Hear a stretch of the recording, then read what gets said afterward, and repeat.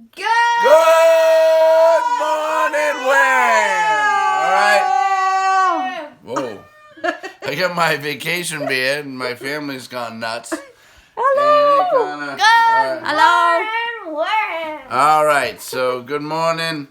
And we're going to meet Thomas Jefferson. What did I miss? Alright, thought that's Hamilton fans. And we're going to learn about our third president. So let's check it out. And let's see how he did. Meet Mr. Jefferson.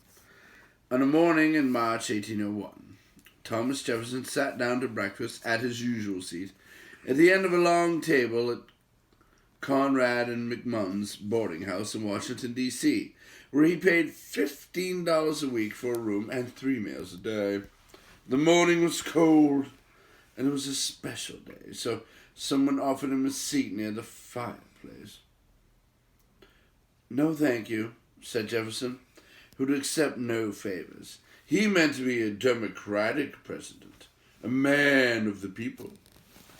It was later that very day that he walked up the hill to the Capitol and was sworn in as the third president of the United States. Afterward, in a quiet voice, he read his inaugural address. Most of those listening were surprised by what he said. They expected something strong and startling from the man who had defeated England with his great declaration. Jefferson had spent the past years fighting the Federalists and Federalist ideas.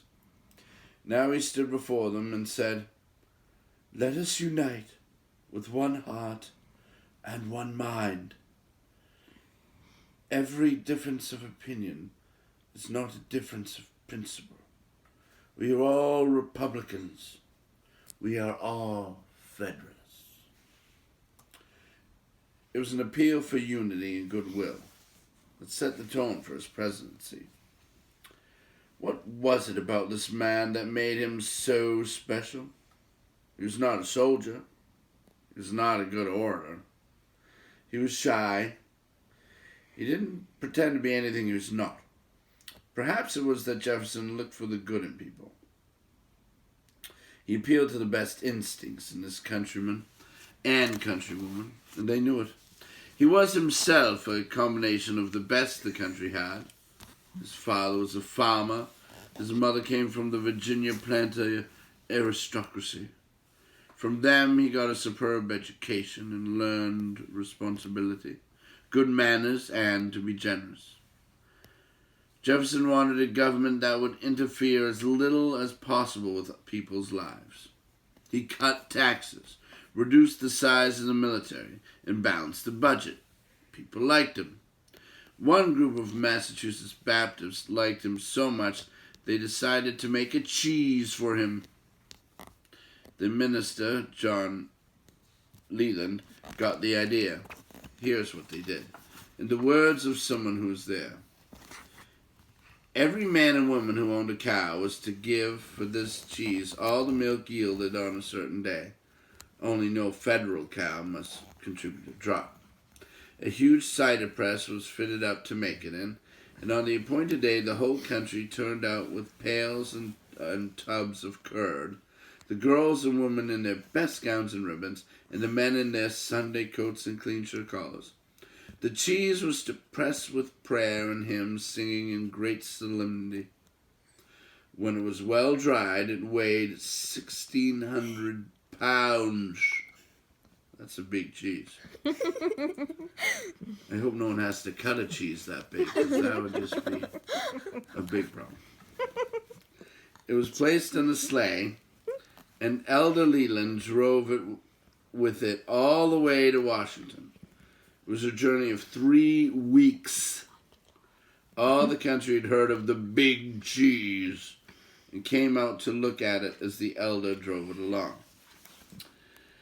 That was one gift the Democratic president couldn't refuse. It was called the Mammoth Cheese, and everybody seemed to know about it. A poet wrote, "Some said 'twas Jefferson's intent to erect it as a monument." The cheese must have come in handy. It arrived in 1801 It was so enormous that in 1805 they were still serving it at presidential receptions. Whoa. That's 4-year-old cheese. Delicious. President Jefferson's receptions were different from those of his predecessors. Mostly, Jefferson gave small, informal dinners. But on New Year's Day and the 4th of July, the president's house was open to any citizen who wanted to meet the president. On ordinary mornings, if you had business to do with the government, you could stop by. Jefferson issued orders to all his staff that all visitors, farmers, and gold-braided diplomats should receive the same courtesy. There was to be no favored treatment in a democracy. But when everyone was left to find his or her own seat at the president's table, there was so much pushing and shoving that finally seating charts had to be made. When he had someplace to go, President Jefferson rode on horseback without a guard. He had no use for the elegant presidential coach. He chose his friend James Madison to be Secretary of State, and Swiss-born Albert Gallatin as Secretary of the Treasury. As you know, many people say that Federalist Alexander Hamilton was the best Secretary of the Treasury ever. Well, others say the same of Republican Albert Gallatin. Gallatin said that the national debt was more dangerous to America than the risk of foreign aggression. The debt in the military budget had risen during John Adams' presidency. Gallatin reduced the military budget and cut the debt almost in half. Jefferson believed he was involved in a revolution. He believed he was taking the nation back to the democratic spirit of 1776. Actually, he didn't change things as much as he thought he did. The country he led was in no danger of becoming a monarchy. George Washington and John Adams had enjoyed riding in a fancy coach, but they were Republicans. They cherished this people's government. And the Federalists, who had predicted terrible things from the man they screamingly described as a radical, were surprised.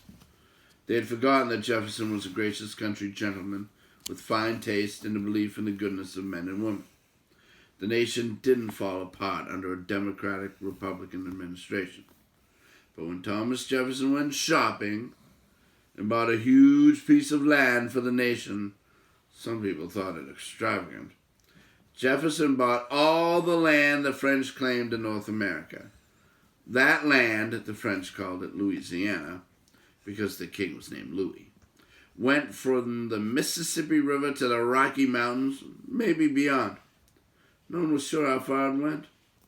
Jefferson spent $15 million on the Louisiana Purchase, which amounts to about 4 cents an acre. With that purchase, he doubled the size of the country, and he did it peacefully. It was a great bargain, although at the time many thought it was worthless and unneeded. If President Jefferson hadn't bought that land, those of you who live in Missouri and Iowa and Nebraska and a lot of other states might all be speaking French today.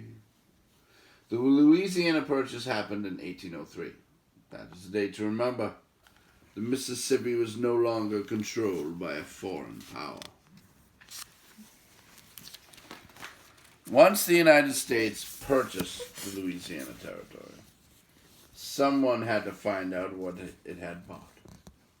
How big was the territory? What was it like? Where did it end? Jefferson sent an expedition to investigate. Before I write about that exploring expedition, I have something awful to tell you. It happened in 1804.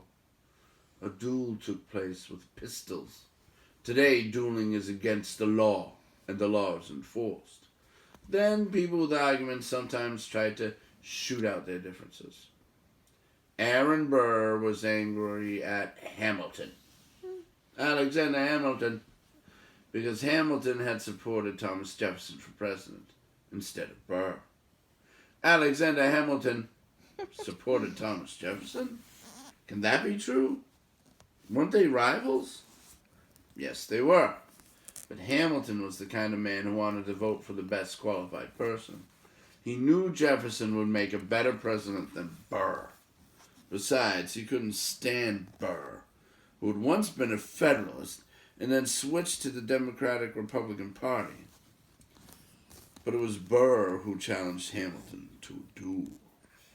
There were several different stories of that duel. People still argue about the details. But there was no arguing about the outcome. Burr's shot killed Alexander Hamilton. And everyone agrees that Hamilton was a man of rare talent and integrity who loved his country. His death was a tragedy for the nation. All right. Alexander Hamilton. Yes, if you watch Alexander Hamilton, the musical, you will see all that. All right, well, that was great, and we'll get to Lewis and Clark and Sacagawea later this week. 10 times faster. Okay, good night. Good night. Bye. Good night, Warren. Night,